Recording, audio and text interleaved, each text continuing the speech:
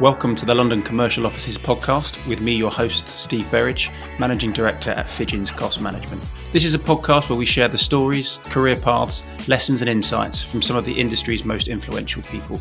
Anything contained within our podcast should not be considered professional advice, and if you haven't done so already, please hit the subscribe or follow buttons to ensure you don't miss any of the amazing guests we've got coming up.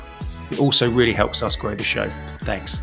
Today we're joined by Tom Smith, partner at Troop by Waters and Anders, a leading engineering partnership delivering high-quality building services consultancy globally from 8 offices. Tom heads up one of the London teams in the commercial sector. So without further ado, Tom, welcome to the show. All right, and thanks for having me. You're very welcome. It's a pleasure to have you here. So you'll know from previous episodes that we like to start right back at the beginning. So how far back do you want to go today? I suppose when I was a young child in a small village in Kent, probably. And I didn't know you were Kent. I'm Kent originally. Yeah. What village? Headcorn. God, that's spooky. My parents were in sort of Leeds, so not far away from that at all. Go on then. Take me back to Headcorn. Yeah, so I suppose my childhood, for me anyway, was just a very normal childhood upbringing. I'm one of 4 as kids. Mum and dad still together. When I say that, like normal, for me, that was very normal because all of my friends in my local village, everyone was kind of the same, really. You know, went to the local school, played for the local football team, played for the local cricket team in the summer and that kind of thing. So my life was very kind of contained. Traditional. In my village, I suppose. Yeah, traditional from what I knew of tradition back at the time. After primary school, just went to the local secondary school. I mean, I had to get a bus to go to secondary school, which was a big thing for me, going out the village kind of thing. Points to note, really, of my childhood. My very, very normal school. Didn't particularly try hard or do particularly well, if that makes sense. I just kind of well enough. Well enough. Just went with the flow. Never really had any proper consideration at that point about what the future was going to be for me in terms of career, job, anything like that. My dad had a fabricating company in another village just down the road from where we grew up, and I just always assumed, I suppose, that I would just go and work with my dad. That was kind of as much thought as I put into that, really. It was very obvious that I was never going to make it as a kind of a professional footballer or a golfer or anything like that, so I had to go and work and earn some money in that regard.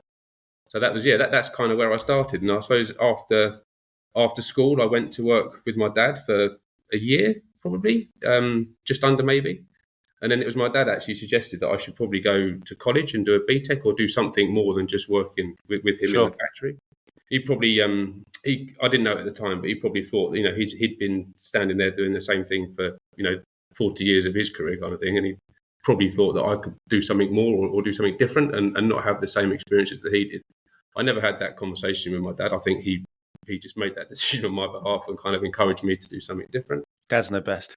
Dad's know best. So I went up to Tunbridge College, West Kent College, and did a BTEC in engineering. And I loved it. I think it kind of hit home how kind of interesting engineering was and how much more there is like to know and to learn and that kind of thing. I think from the engineering part, it kind of just made sense to me, and I realised why we was learning stuff, if that makes sense. Just doing maths for the sake of doing maths was just something that we did at school. But actually, when you're solving problems that have a tangible outcome, and you can see changing certain inputs changes the output of certain things, it just registered with me. I just got it.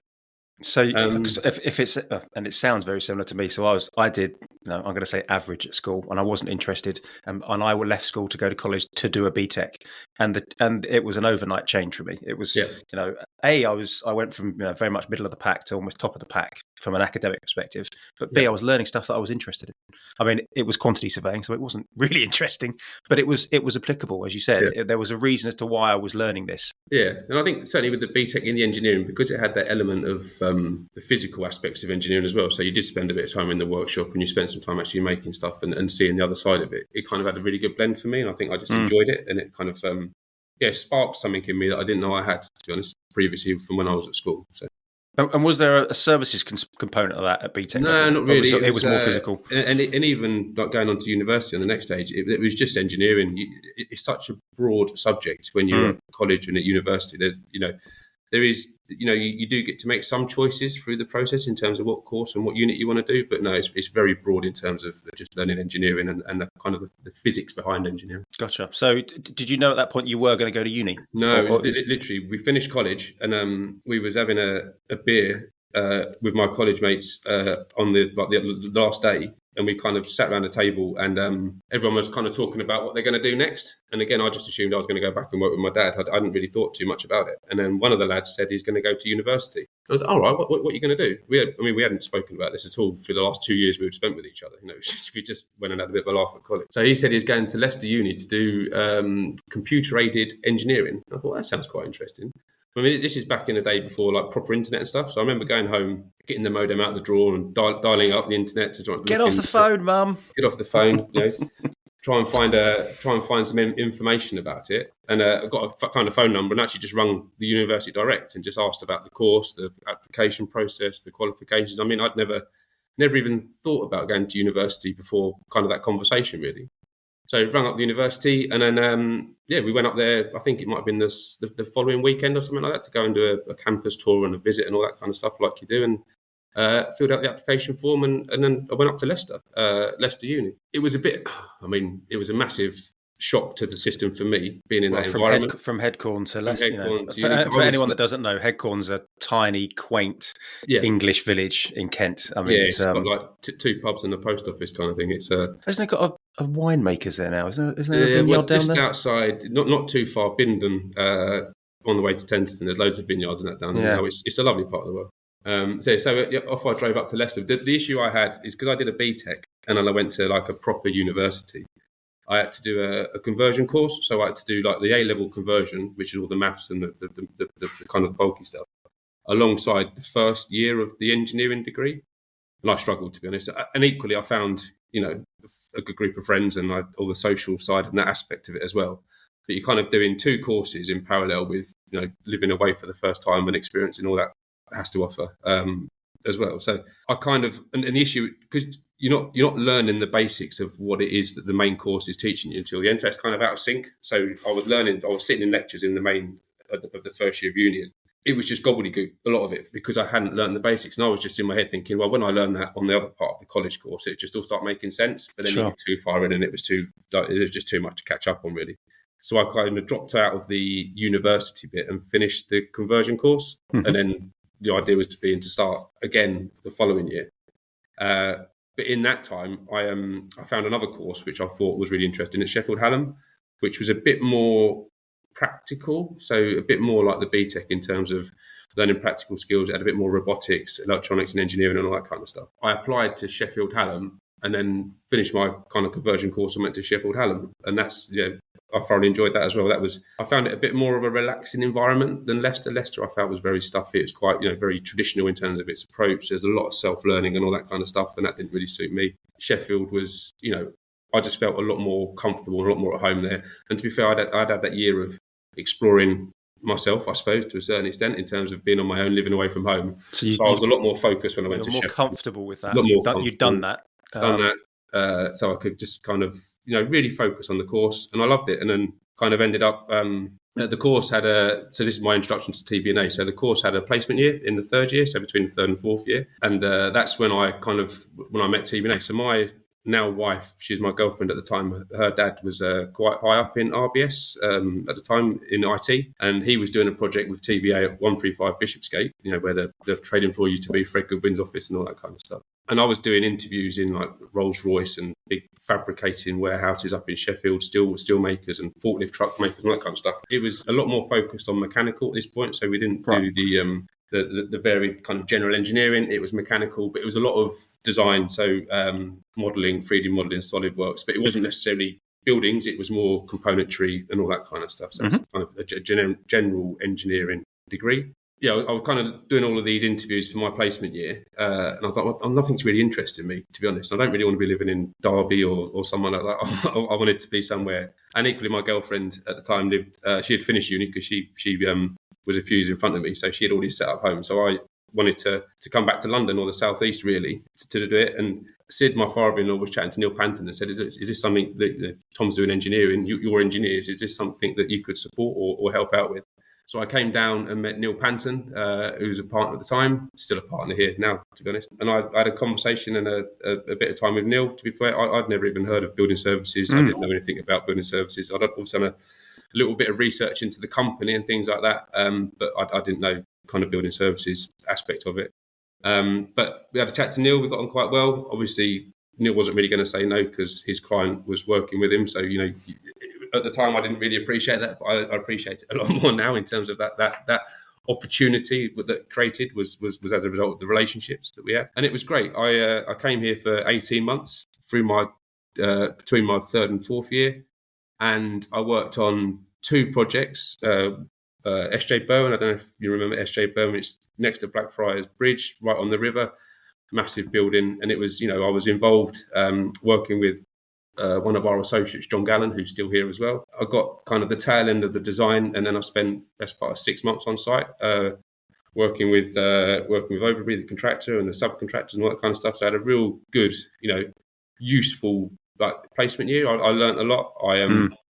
I kind of jumped in 2-footed and tried to make the most of the opportunity, and it was brilliant. I absolutely loved it. And it kind of opened my eyes, I suppose, to the world of what work might be like. I'd never really thought about what work's going to be like after university. It was more like, just getting through university and then I'll make that decision. But I really enjoyed it. And lucky enough, TB+A offered me a job for when I went back to uni, finished my final year. They offered me a job. They didn't tell me how much they was going to pay me at the time. That was kind of a conversation for the future, but they offered me a job, which was massive relief, to be honest. It meant I didn't have to have all of that focus on trying to find a job and all the interviews and all that kind of stuff in my final year. I could just concentrate on finishing, which I did. So I ended up with a kind of a first-class engineering degree with honours, which, from looking back to what I achieved at secondary school, that was kind of, I'd never even thought that was possible, to be honest. Never even thought about it. Amazing what you can do if you enjoy what you're doing. Again, I just found something that I enjoyed, that I was, I suppose, quite good at. And when you do enjoy something, and when you can kind of see why you're doing it, it just makes a hell of a difference, doesn't it, in terms of the effort you put in. So,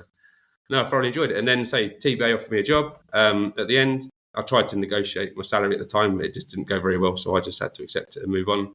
But they sponsored me through my master's, so straight away from, so I started work in the May-June time, and then in September I started at South Bank and did a master's, because you need a master's degree basically to become chartered. So I always knew that it was something I needed to do, and I'm really glad now looking back that I did it straight away. I think if I'd have delayed it for a year or two, then I'd have found it a lot more difficult. But no, so I went to South Bank for 2 years, and that was, finished that probably like 18 years ago now, something like that. So so we were talking off air beforehand. So I think it's next year that'll be 20 years for you. Yeah, so TB+A. That's 20 years since I started properly in 2006. That's kind of excluding the placement year before that. So. Which is a hell of a stint. So I came to the market in 2009, and I do remember working with you, but I can't remember what on. I can't remember. It was in the Walbrook building. It was Vanguard, was it? Vanguard, yeah, that was one of them. Yeah, absolutely. Was that Jones Lang? Yes, yeah. So we've known each other for a long time, and we're obviously working on PIMCO now.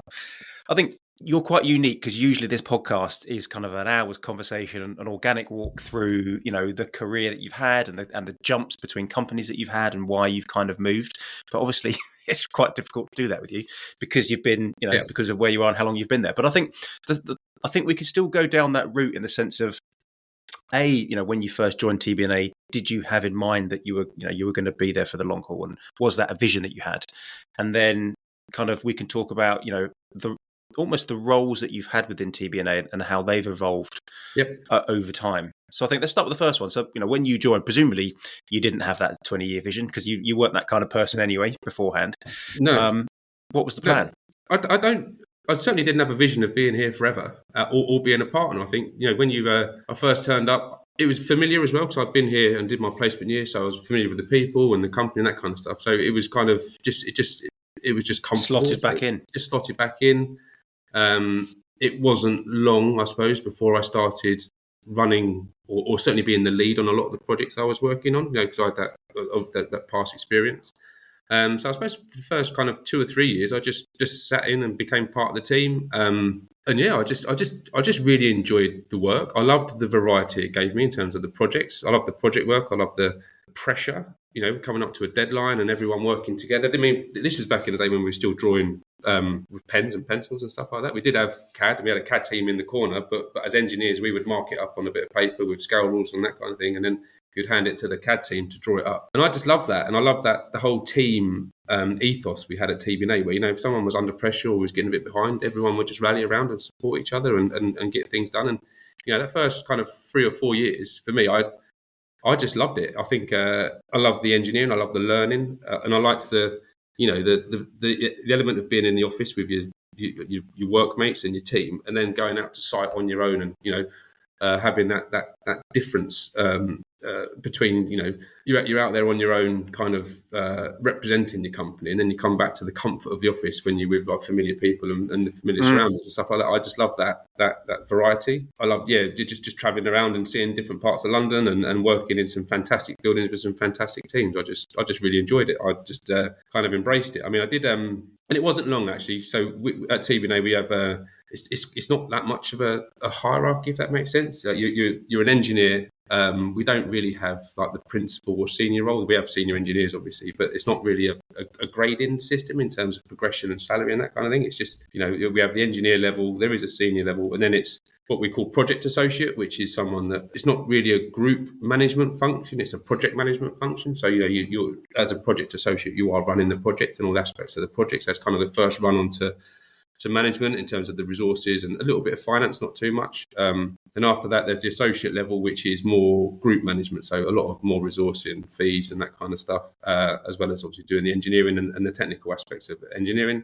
And then it's partner. I never really had any kind of real drive or ambition, I suppose, in that early stage. I suppose I just got my head down and did a good job, and I was almost not naturally elevated within the company. It just happened organically. And then I suppose then it was sensible conversations about what the opportunity was at TB+A. I have tried to leave a couple of times in the past. I was I went for a couple of interviews. I got offered a job. I accepted it, and then I was pretty much told I wasn't allowed to go. I got Neil Weller was the managing partner at the time, and he basically told me that it wasn't a good choice, and I should stay where I am. And then there was another opportunity, but I kind of got to the point where I was running my own projects. I was working with, the same kind of project managers and architects and QSs, and the project teams have been the same. I might have been working for a different consultancy, but I'd have been doing the same type of projects, working with the same people. So it got to the point, well, actually, I'm quite happy with kind of the salary that I'm earning. I'm happy with my team. So why would I move and go and work somewhere else? I'm not actually achieving anything by moving, if that makes sense. I was given an awful lot of responsibility quite early on in terms of my own, managing my own projects, the way I delivered it. I was allowed to do it the way I wanted to do it. I was building up my own little team as well quite quickly without even realising. I had, apprentices and technicians and that supported me on the jobs that we was doing. I kind of got a little client base. I mean, I've been working on like the Deutsche Bank account for something like 20 years. But it would have been because I was there 20 years ago, 16 years ago. Still a client that we work with now, and still a relationship I've got personally with people down there. And PwC's been like 15 years for me as well. So it's like, you create this kind of your own kind of work stream. I've just kind of just taken the opportunity that's been given me. Another thing with TB+A, we are a partnership. So, we're not a massive organisation. We're about 300 in total now, about 40 in my team. How many was that when you joined 20 years ago? I don't know. I think it's probably about 120. Okay, so it's still a reasonable size when you still joined. A reasonable size, yeah. We had the same geographical coverage back then as well, so we haven't necessarily grown in terms of geography or locations that we cover. So it's kind of but in the last 5 years, we've gone from, for the last 6 years actually, we've gone from 170 to 300. So there's been a bit of organic growth, kind of forecasted growth over the last 5 years, 6 years for us. So it's been quite good. But I suppose because of the partnership and you have the relationship with the partners that run the company and own the company, there was never any... I never had any issues. I was told what my opportunity was and what the projection for me was going to be and kind of the timeframes around it and, the salary jumps as you go through. And everything, the only 1 year that didn't happen was 2008 in the crash. So that was the only year where things was kind of put back a little bit. And actually, I remember having a conversation with Neil at the time and just said that I'm happy to sit back from a progression at that point, but I don't want it to stump like the whole progression. It's got to come back at some point. Yeah, it's got to come back at some point. Other than that, every single step that we discussed and was spoken about has been supported. And I was, I think I was a partner. I was made a partner within 10 years of graduating and coming into. So I was 32, 33, I think, by the time I became a partner at TB+A. So it's one of the I was one of the youngest people to do that in the company. I think Neil Weller was a similar age. So it's I probably couldn't have gone any quicker, but I didn't really. That sounds quite big headed. I didn't really try; it just happened like naturally. I just put the effort in, Sure. got the opportunities, and just took them really. And yeah, so that's why I've never left, I suppose, because I've never felt like I needed to. But the staff retention, I'm probably going to get this slightly wrong now, maybe a bit outdated, but it's over 9 years TBA in terms of our staff retention. I mentioned like John Gallen and Stuart Q, other associates. They've been here for like 30 years between them.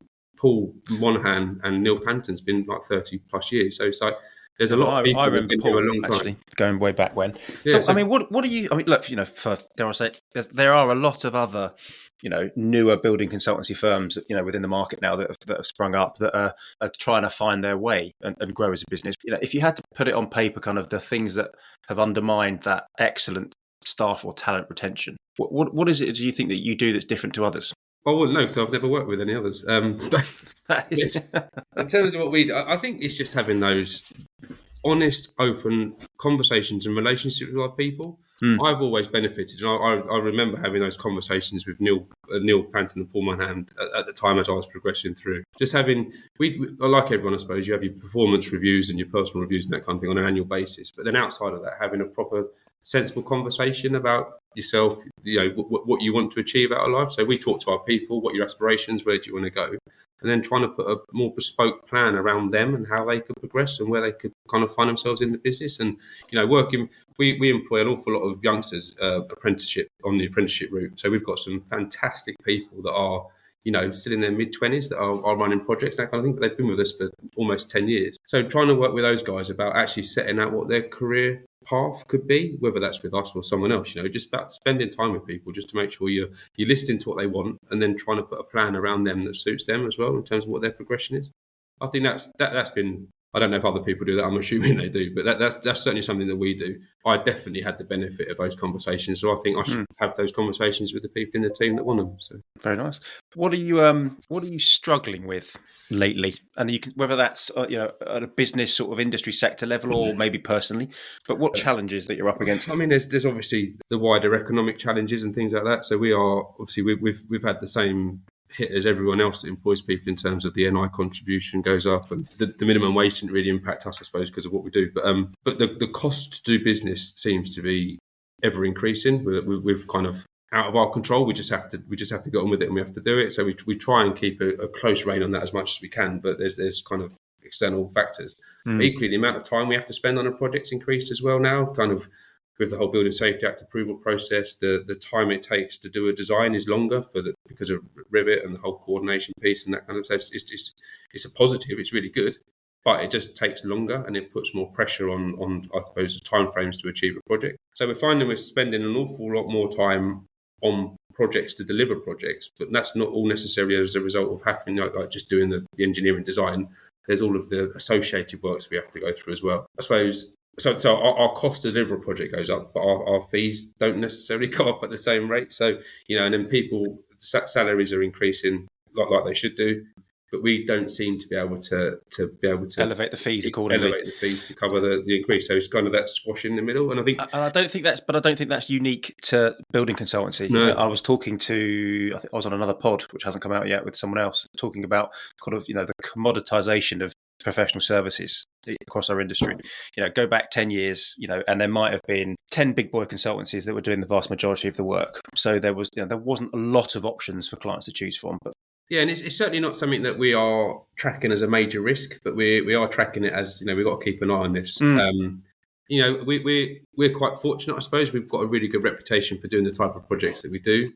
And certainly on the larger scale projects, the larger, we only work with occupiers, basically. We don't do developer-led projects. We're kind of pretty much occupier only. We've got a couple of schemes, but nothing significant. We're probably in a relatively limited field of consultants that are well known for the type of niche we do. Specific. Niche, yeah. I mean, there are a few of us, and I could probably count 10 really in terms of our field. So the benefit of that, I suppose, is the majority of that of our competitors are probably in the same boat as us in terms of same size, same scale, same overheads. So you don't have that, that competition. But we do come across it quite regularly. Certainly on the smaller projects, there's a lot of newer consultancies coming out there, and I think fair play to them as well. Some of them have done really good projects, have done really good work, they've got really good people. So there is a lot of work out there. yeah, it's just trying to find that sweet spot, your kind of niche, to make sure you get in a good reputation for doing it, and you can not demand the right fee for the job, but we know that there's a right fee level for the job, and working on projects when you've got a decent QS like yourself that can say that is the right fee level for that job. There's a budgeted allowance for the fees that should be required on a job like that. So you can speak to the clients and say, actually, no, they're not over-egging it, or actually someone's gone in a bit loose there. So you might have a resource issue and all that kind of thing. So having a decent project team to justify the right fees for the project definitely helps. Yeah, just to ensure the budget's there in the first place to enable. Well, that happens all the time. We did something else about it previously. It was, we get involved on projects and there's either no PM or maybe there is a PM, but it's the budget's we've already done the budget. We set it. Well, what do you mean you set the budget? Well, it was the same as last time plus 20%, or the agent said it was 150 quid a foot, and we put in 10% fees. But that might be the right budget, but based on what? What are the assumptions? What's the procurement strategy? How much time are you spending? So yeah, that's another whinge for another day, I think. Yeah. But yeah, it all stems from having the right budget for the right job. Yeah, and I suppose another challenge that we're facing at the moment, which is a good challenge from an engineering perspective anyway, there's obviously, the drive for increased efficiency, net zero carbon and all that kind of good stuff. So that does, certainly when you're doing projects with neighbours, assessments and stuff like that, the amount of service provision that's available is being reduced, quite rightly. The power in the building is reducing. But ultimately, we're trying to design these buildings that are ultimately super flexible and can offer clients loads of different work settings and that kind of stuff. So we're finding more often than not now, we're almost like the bad guys that are saying, no, we can't do that. We're as flexible as we can, but at some point there's a limit to what we can achieve. So trying to find kind of more smarter and innovative ways to work with design teams to help the architect in trying to achieve what that flexibility and what the client wants. I mean, it's a challenge that we know we need to resolve, and we're working through it. But yeah, it's we're finding that we're saying no to a lot more now than what we've done previously, where we've just been able to add diversity or change things around. There isn't that flexibility available to us at the moment. So do you mean in terms of, you've got an architect that's coming to you saying, look, I want X number of bums on seats on this floor plate, and you're having to look at that, and whereas before you had that ability to kind of, move the air around between floors, or that kind of, you're losing the ability to be able to do that with the way that the regs are going. The ability to do that. There's still like dynamic systems we can put in place, but it's more actually we've got to model what we think the client is going to, sure, how they're going to use the building, how much energy they're going to use at a particular time in the day. If that modelled number doesn't sit within what the landlord allowances or developer allowances, we have to reduce that, and that's ultimately by taking something away, basically. Sure. So it's a good challenge. It's something that we need to resolve as an industry, as a not just the industry, as a planet, the world, I suppose. In terms of it's a challenge that's going to be more and more frequent. But in another way, it kind of elevates our position a little bit as well. So we do need to be more involved in those conversations around the due diligence piece, making sure that the building is providing adequate services to the tenant, doing that initial kind of checks and balances before leases are signed to make sure that those conversations are had with the developers and the clients at the time. So, that we are choosing the right buildings for people that are going to meet their needs. So we've been there for 20 years, the TB+A next year. You were never one to have a plan. Has that changed? Do you now, and you may or may not be able to talk about this, but do you now have the next 5-year, 10-year, 15, 20-year plan for you? We do. I think my plan is, I suppose, as a business owner, I suppose, which is what we are. TB+A, it's all I've ever known, I suppose, to a certain extent. As a partnership, it's a partnership with a defined, end date. We have to retire at 60. So that drives an element of succession planning. So there's always a plan of that. Someone described it, and I think I totally agree with this. It's like you're almost like a custodian of the business. So you sit there, you've got your time in charge, you shape it how you want to shape it over your time in charge. Then you need to make sure that there's someone else is behind you to take it on and have kind of there go. So it's kind of a custodian role. So we're really risk adverse as a business. I think that comes from, only up until last year was a general partnership. So like our assets was on the line basically in terms of what we do. So we're massively risk adverse in the way that we operate, the way that we do projects. There's an awful lot of check-in and QA process that we have to do, because obviously the best way to be risk averse is to make sure that what's going out the door is checked and is right in the first place. So we have only just transitioned to LLP last year, the year before last. So that I think what that means is we're risk averse in the way that we operate the business as well. So we've had organic growth. There's no real desire to go and massively grow that quicker or stronger. It's like we make sure we've got the right people involved, the right management structure, and just grow organically. We have a business plan. We've got a structured business plan in terms of individually, in terms of our business units and as a wider company. But it's very much, we're business is 70 years old, and it's been kind of doing the same thing for 70 years. We've obviously adapted and we've changed with the industry, but it's very much just continue to do a good job on the projects that we're working on, and just keep building our relationship, our profile. We're quite lucky in London, I suppose, that we've got different design groups that can focus on a dedicated sector that's all within kind of a 20-minute tube ride away from where we are in the office. Out of London, it isn't that way. They have to kind of cover multiple sectors of a much bigger geographical area. So I think there's a bit of work we need to do to try and support our regional offices as well, because we are lucky in London, and they do struggle to have that same limited client base that we have. When I say limited, we tend to work with the same group of consultants and the same group of people. Yeah, so there's no real desire to do anything much more than what we're doing now. I think there's a massive drive. One of our key pillars is about growing people, and we do that. We actively do that through our apprenticeship route, for our training and development scheme. So there's a lot of time that we spend with like the youngsters and graduates coming into the business to bring them onto their journey for their career. That's always been a key focus for TB+A as long as I can remember, and it continues to be. So we spend an awful lot of time out in colleges, schools, careers fairs and that kind of thing, just kind of promoting engineering and the opportunity that engineering can bring people. So that's kind of one of our key focuses anyway. Great. Okay, well look, I think we're kind of naturally coming to the end of the pod. Is there anything else that you want to share, get off your chest? We'll put your contact details in the show notes below. No, I don't think so really. I think kind of a checkered history of my past, really. So yeah, no, I don't think so. Not for me. Well, so everyone says it's like therapy. Nice free therapy session to kind of talk through where you were and where you've gone, and where you're going. So listen, Tom, thanks ever so much for coming on the show. We'll get you back on, maybe back into next year, in 20 years time. In 20 years, just before you're 60, and we can swap notes. It's like a pleasure. I really enjoyed that. Thanks ever so much. No, thank you. Cheers. Thanks, Tom. If you have an office project on the horizon and will be preparing a budget for board approval, head to my website, www.steveberridge.com, where I have a collection of resources to help you formulate a robust project budget and give your project the best chance of being a success. Thanks.